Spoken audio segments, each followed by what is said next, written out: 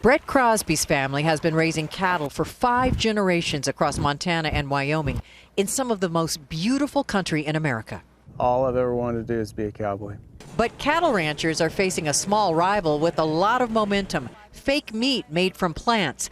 Companies like Beyond Meat are not much of a threat yet. Revenues are relatively tiny, $240 million this year, compared to a national beef herd worth an estimated $67 billion. But ranchers are taking notice, and they have a few beefs. We are not against science. We are not against people wanting to make new products. We just want to make sure we're on a level and even playing field, that everybody goes by the same regulations and the same rules. Beef number one. The meat industry is regulated stringently by the USDA, but plant-based products are regulated by the FDA. But if fake meat burgers cannot be eaten raw and have to be refrigerated just like meat, Kevin Kester of the National Cattlemen's Beef Association thinks they should be regulated like meat.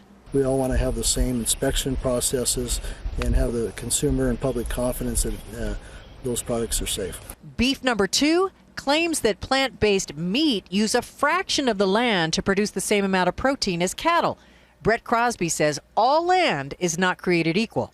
90% of the land that is grazed by cattle has no other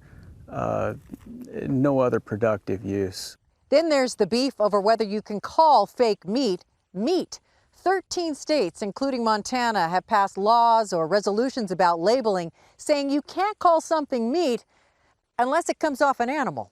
But perhaps the greatest long-term concern could be meat made in a lab. Actual meat, not plant-based substitutes. Who needs an animal? Have you tried a plant-based meat? I've tried them all, yes, I have. You kidding me? No. Kidding or not, the buzz right now is all about fake meat. And the beef industry does not want to be left in the dust.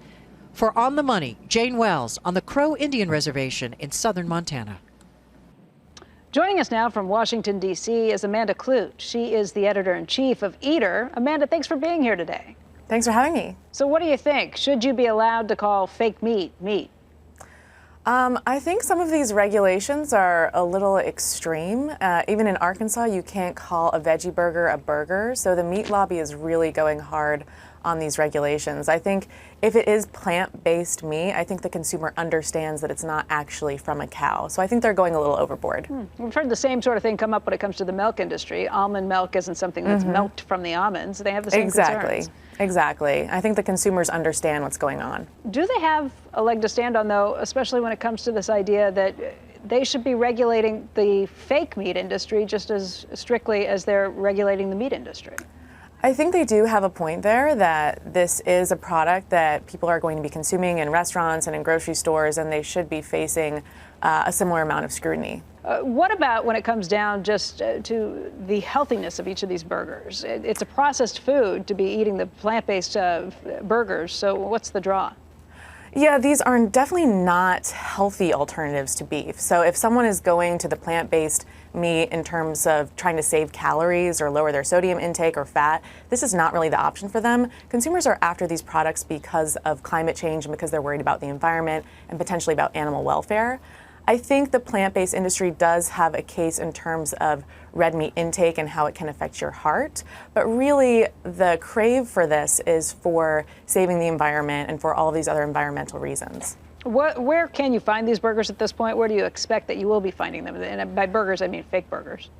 Impossible Burgers at 17,000 restaurants, including every location of Burger King. Beyond Meat is at 50,000 restaurants. It's in 50 countries. They're also in grocery stores now. So people are buying them retail. They're buying them at restaurants. There's a huge demand for these now. How expensive is it? It comes out to about $1 more than a regular burger. And that's something that the plant-based industry is trying to work on. And that's one of their major goals for the next few years, is trying to get it down to being the same cost as ground beef.